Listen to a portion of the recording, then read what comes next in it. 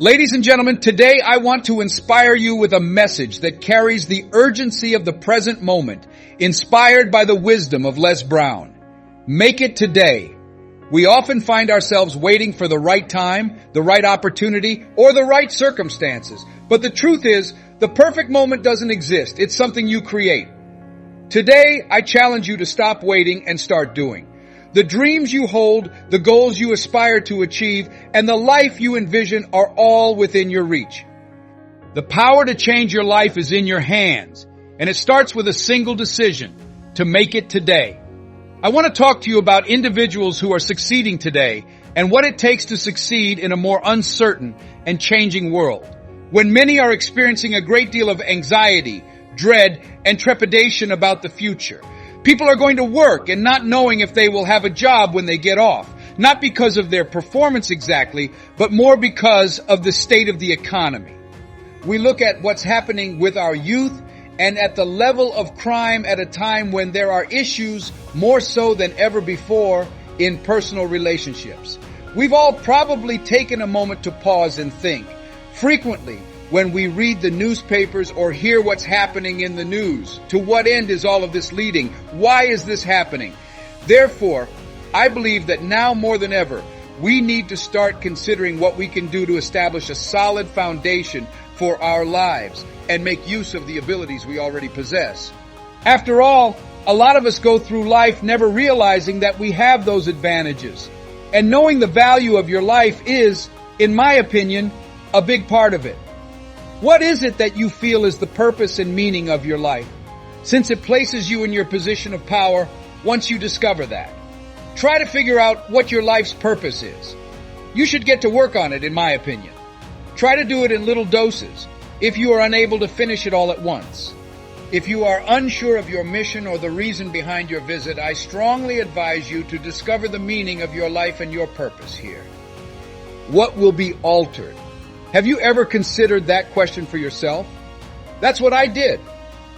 I recall arriving from a friend's funeral, and I was thinking about how little time I really had left. And while I was thinking about this guy whose life seemed so full of promise, I went for a walk in a park. Furthermore, he wasn't an elderly man. In actuality, he was fairly young, and it occurred to me that he never had the opportunity to carry out any of the things he had promised to do. I then began to consider my own life and the amount of time I still had to accomplish the things I wanted to. I also didn't know at the time what my life's mission or purpose was. At the moment, I wasn't certain, and I gave it a lot of thinking. Though I wasn't sure that I didn't feel worthy, I had an idea. I didn't think I could accomplish the kind of job I'm currently performing. And I tell you, it can actually save your life if you start making a deliberate effort to figure out what it is you're supposed to do. It literally can save your life. As I mentioned, speaking to a gathering of individuals, I described a study that was done by Dr. Larry Darcy, who authored a book titled Recovering the Soul. According to him, only humans have the dubious distinction of passing away, experiencing a stroke, or suffering a heart attack on a specific day. What do most people believe to be the main reason why a person would suffer a heart attack or stroke? Many will respond with something like, because they smoke cigarettes, or because they have high cholesterol, or because they are obese, or any variation of these. And each of those items has a role to play. But there are more heart attacks, ladies and gentlemen, occur in this nation on Monday between the hours of 8 and 9 in the morning. Most persons who experience their first heart attack do so at that time. According to recent statistics, 85% of Americans work at jobs they detest and find unchallenging. When they consider getting a migraine, they become ill. Anxiety started to mount after the Sunday afternoon football game after 60 minutes, and on Monday morning they passed away from heartbreak. There are a few of you who should consider skipping work on Monday. Consider that. Literally, people are choking to go to work. See, you can already see the infamous glass ceiling when you go into a job and know how far you can go. It resembles going to the movies. When you enter a movie in the middle of it, see the end, and decide to sit there till you have the money to start over again. However, something is absent. You already know how things will turn out. There's no way you could be enthused about seeing that movie again. Do I have this right? You see, you already know how far you can go when you're heading there and you already know how much money you're going to make. You've reached a point of no return. It lowers your sense of worth. It diminishes your self-esteem. It causes internal upheaval. It leaves you feeling empty. Therefore, I contend that it is worthwhile for you to discover your calling in life. I'm not advocating quitting your work either. Find it and give it a small try is what I'm suggesting. When I decided to start speaking, I just started studying quotes, listening to other people's recordings, attending seminars and workshops, and asking people for assistance as I started to put in a little bit of effort. However, do identify your work and preserve it. And hold on to your dream. Hold on to it. See, here's another item I would like you to start examining. Why, if they are capable of doing so, do most people not follow their aspirations or do better than what they are now doing? I believe that a lot of us put off taking the next action because we are unsure of what to do. And I contend that the reason we never even consider our options is that deep down, we don't think we're worthy of it, or that it's possible for us to succeed. So this is what I'm recommending. How much time do you put into improving yourself? How much time do you dedicate to pursuing your dream each day? How many books have you read in the past year and a half? What new abilities or information have you gained? How much have you invested in yourself? You see, when you start thinking about where you want to go, you have to literally run to a standstill if you want to succeed in today's world when things are changing so quickly. I'm suggesting that in order to start working and to grow as a person, you have to put in some deliberate effort. And now for something different. Fear prevents most individuals from pursuing their aspirations. Good morning, ladies and gentlemen. Yesterday I was in Columbus, Ohio, giving a speech on behalf of a specific Ohio agency. The young woman who received me and handled the event planning, Karen, is really talented and skilled. She also mentioned that she wished to get into the consultancy industry. Why aren't you doing it? I asked. You possess the talents, I remarked. You aren't here because they like you, I said. It's because of your work that you're here. You are causing events to occur. And she had a million different ideas. Finally, though, she responded, I guess I am unable to state that I did it. I suppose fear is what I feel.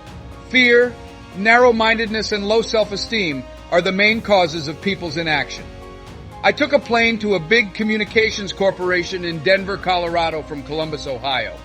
Additionally, the guy who brought me up at the airport informed me that the business intended to undertake a significant downsizing. Additionally, they offered early retirement to a few staff, with some set to get as much as $300,000.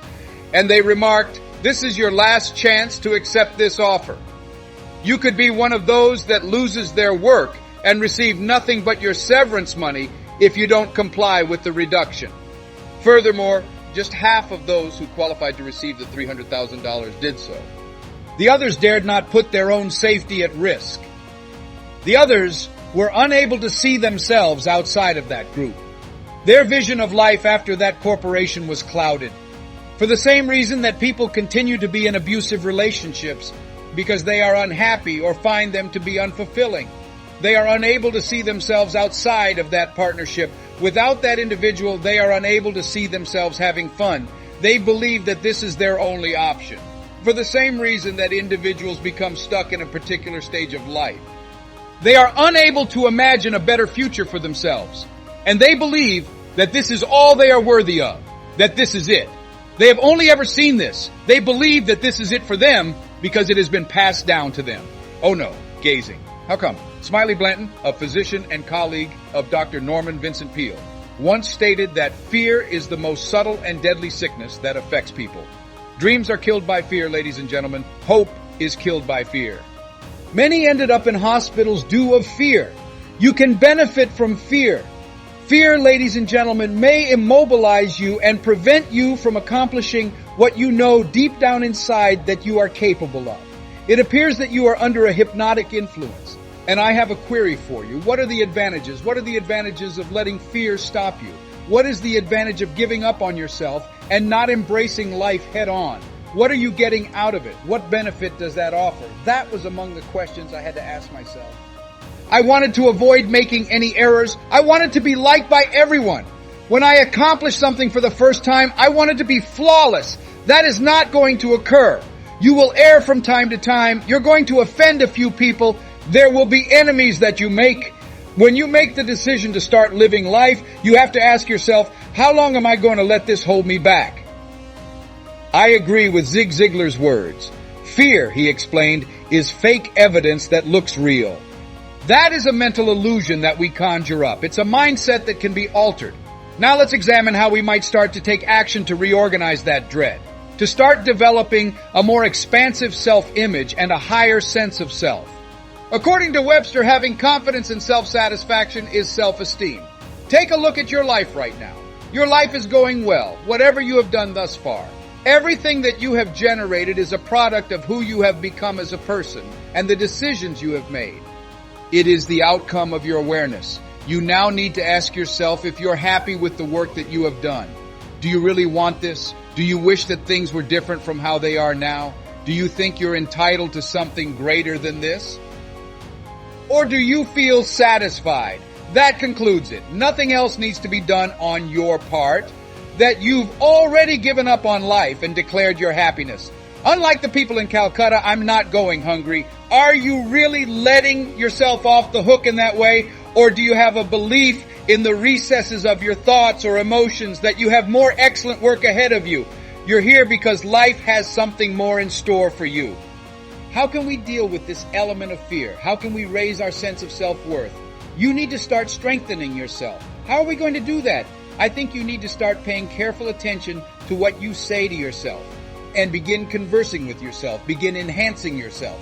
There are moments when the only positive things people say about you are the things you say to them. That's a young lady. That stated to me in the crowd this afternoon, I'm proud of myself, something I told myself for the first time yesterday. She continued saying, I felt good about it. Thus, my advice is to become an advocate for yourself. Get to work strengthening yourself. Begin by motivating yourself. Say to yourself, I can do this. I'm able to bring this about. I told myself that I could definitely become a speaker when I first started thinking about it. This is something I can accomplish. I had to talk to myself because people were telling me I was stupid when I started attempting to convince myself I could be a businessman after failing miserably, losing thousands of dollars, feeling foolish and stupid, and having people take advantage of me because I didn't know. I was thinking to myself in the back of my mind, you're right, see what I've accomplished. No less, I had to say. Come on, man, come on, gather yourself. This is something you can manage. It's just that you still don't understand. Everything is okay. This is the time for your training. This covers the cost of tuition. For what you don't know, you must pay. You're capable of doing this. It has been done by others, not requiring an Einstein. Find you some instructors who can fill up the gaps in your knowledge. Find some successful individuals and take advice from them. Attend some workshops and seminars. Go through several business management books. Revisit your self-perception and start taking care of the intimate aspects. Recognize that no one will manage your company more effectively than you. And things start to change when I start to shift from this mindset of punishing myself for my mistakes to considering the potential that I could perform better and make the necessary adjustments to effectively accomplish my goals. And I'm telling you to quit criticizing yourself. Yes, you do it. You do it. I know that. I completed it. We have a built-in tendency to be critical of ourselves. See, we are negative from birth because we live in a bad world. I believe in a negative consciousness. You see, kids don't need to be taught how to lie. They'll tell lies without thinking. Were you drenched in your jeans? No, I didn't. Okay, so what is that? I'm not sure. It is not necessary to reward misbehavior in children. They'll handle it on their own. You don't have to push them in the wrong direction. It would come naturally to them. You must discipline them for their actions. That is to say, we must learn to overcome life's obstacles in order to start building our own fortifications. Please repeat after me. I'm able to fulfill my desire. I am able to identify and pursue my life's purpose. I should demand more of myself. I should get more out of life. You deserve more from life too. And you should shake hands with people on both your right and left. And now for a few more items. Gentlemen and ladies, start protecting your mind from harmful media by turning off the TV and avoiding the news. Avoid watching it. I believe that feelings of pessimism and life anxiety are becoming increasingly common. It is impossible to feel good when staring at the news. You'll be scared to death. You're afraid of falling asleep. You know, it lessens your power. You've got to be cognizant of that. Read the newspaper instead of picking it up. No. Just try this. Try it out on yourself, please. Now cease filtering the information you accept into your head. And if your work requires you to know a particular amount of information, let someone tell you exactly that. That song you used to listen to, don't let nobody bring you no bad news. You remember? I warn my employees, look here, don't give me bad news while I'm traveling. Tomorrow I'll take care of it. When someone tells me bad news right before bed, I prefer not to hear it. Besides, there's nothing I can do about it. Why would you let me fall asleep knowing that was on my mind? No. My employees are aware that I have to wait till tomorrow and that I have a window of time during which they can break unpleasant news to me between 10 o'clock and 12 o'clock. After I have read my books, prayed, and meditated, I am strengthened. I'm prepared to take it on. After taking care of it, I leave and move on to something else. As a result, you need to be careful about the thoughts you harbor. You see, your mind will be programmed if you don't program it. Since people are goal-oriented creatures, we die of broken hearts early because of this. We are racing through life to the early grades because of this. Ladies and gentlemen, we are living our lives together. I believe Henry David Thoreau once stated that the majority of men lead quiet lives of desperation. Most of us run afraid through life. Larry Dongre, who I believe will be one of the best motivational speakers of our time, told me a true story about a friend of his who would always get chased by a neighborhood dog when he got to a certain block in his neighborhood after school. And that dog would begin to bark and run after him. Every day he would run, just run from that dog each and every day. He finally lost patience with the dog chasing him each and every day. This dog comes around here and he threatens to hit him in the head with a brick or whatever. That day, he was going about his business while walking home. Indeed, the same location, that dog was present, and the dog's barking stopped. He gave up on running. When he turned to face the dog after stopping to pick up a brick, the dog approached him. It occurred to him that the dog was toothless. He responded, "Get out of my way," setting down the brick. And ladies and gentlemen, many of us spend our entire lives running away from things that could damage us. After you've done something, have you not been terrified to do it again? Whoa, you think I would have done it sooner if I had known it would be this simple. Have you not? Has anyone ever experienced that? Put up your hand, indeed. Thus we invented this in our minds, false proof that seemed authentic. In our minds, we brought it to life. Churchill once stated, "There is nothing to fear but fear itself for this reason. That is the beast of destruction. Thus turn off anything that can heighten your anxiety. Tell those who can only talk about how bad things are because they have internalized the global consciousness to be deaf ears. To start reconditioning and retraining your thinking, start going to workshops, seminars, and listening to tapes every day. Faith is acquired by listening. As well as listening, pay attention to information that has the capacity to inspire you and give you the ability to build a new life and reality for yourself. In most situations, you might come across as weird. You know, the majority of people find you odd. How are you doing, they ask, if you're happy today? Better than good, I said. Whoa, what is the matter with him? Simply watch and smile as you go about. People examine this. This person over here is strange, since most folks don't have a smile.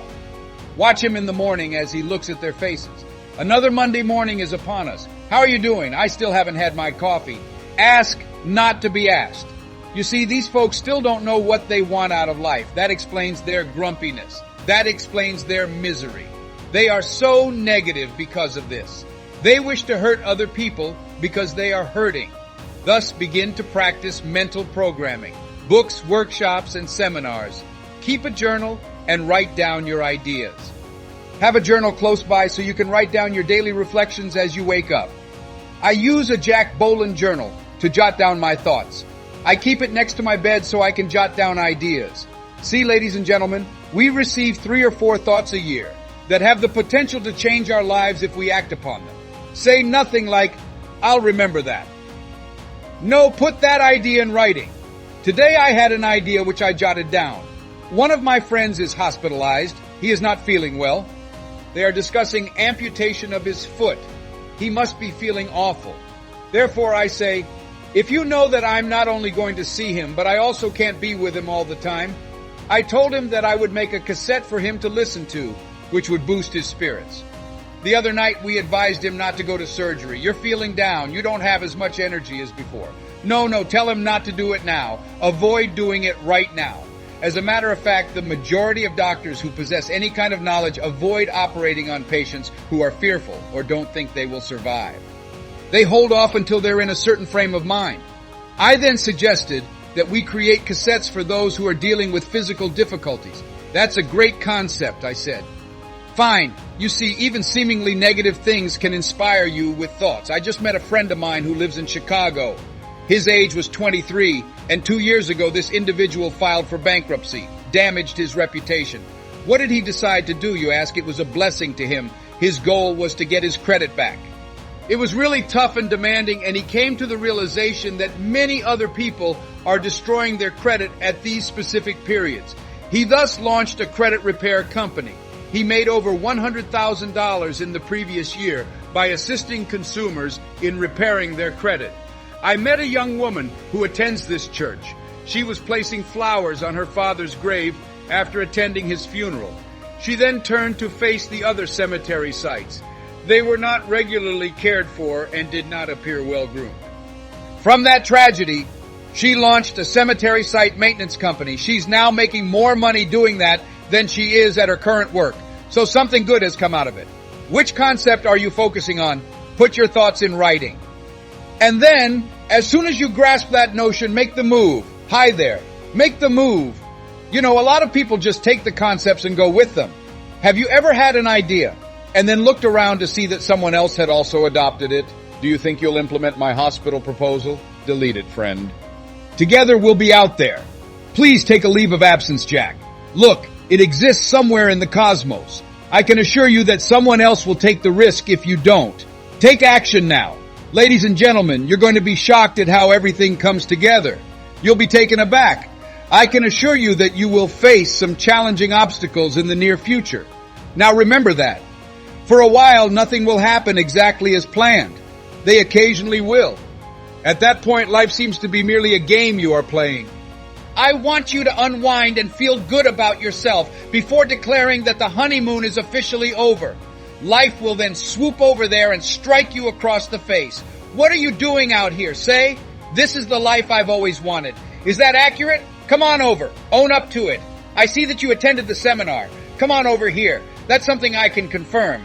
But ladies and gentlemen, don't shy away from the fights. Instead, act on your desire. Enter the fray and receive some hickeys on your head. Get knocked down to gain combat experience and maintain your position. You see, most people avoid life's arena because they don't want to engage in conflict. The majority of people avoid going outside because they don't want to fall. They object to being brought to their knees. That being said, you will be dropped whether you are on the field or not, whether you are sitting on the sidelines or not. Get dropped for something at least. While seated, avoid being knocked down. You see, most individuals live their lives as spectators. It's not what you want to watch. You will be astounded if you venture out into the field where the action is. There will be a moment of calm after the battle, during which time things will start to make sense to you. Present yourself here with your best. You lack sufficient funds. Put it out of your mind. The dream is yours. You understood the concept. You lack sufficient resources. Put it out of your mind. Do not worry. You need assistance. When you step outside into this arena, someone will see you, get inspired, and ask if they can help. But no one will question you if you're sitting upright in the bleachers. It's imperative that you join the action. I got a call from Frances Harth in Chicago. She had been hoarding an idea for a mind-body link television series for 10 years. Someone suggested, I saw a guy who might be able to host this show for you. He has energy and charisma, after seeing me speak at a sorority convention in Chicago. She gave me a call. She was so enthused that I told her, listen, I'm speaking in Chicago on the day that you want to do that. You can get it done by me. I mentioned, by the way, I met someone in Baltimore 2 weeks ago who has an idea for a show similar to this one, and she's doing it on radio. What if you give her a call? She then gave me a call back. Who else would you recommend? Well, I know Deepak Chopra, I say. He is the author of the book Quantum Healing. And do you know Bernie Siegel's phone number? I'll tell you what. At the church that day, I have a friend named Jack Boland. He is aware of how to contact him. Give him a call, and he will provide you with Bernie Siegel's phone number. The woman began phoning people. She had the means, but she had this dream and concept. She also mentioned that the previous evening, as she entered the studio to address the assembled audience, she felt as though she had been pregnant for 10 years, and that today they would be witnessing a stunning delivery. She stated, and it was, I couldn't believe less how things started to happen, how everything started to come together. And how many of you have ever embarked on a dream without having everything together? You just had faith when you walked out there, and things started to work out for you. Ladies and gentlemen, raise your hands if you know what I mean. Those hands are evidence. The pudding has the proof. These individuals have proven it. You can succeed if they can too. You're capable of it. As we conclude our session today, I want you to remember this. Make it today is a commitment to taking immediate action.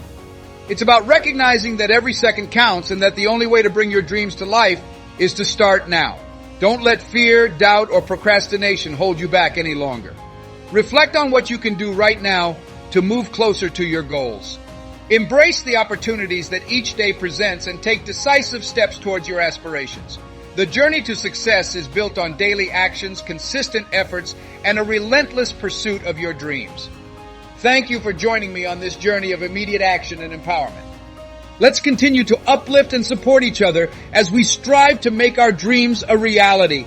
Remember, the power to change your life lies in your hands, and it begins with the decision to make it today. Believe in yourself, take bold steps, and let nothing hold you back. Your future starts now. Go out there and make it today.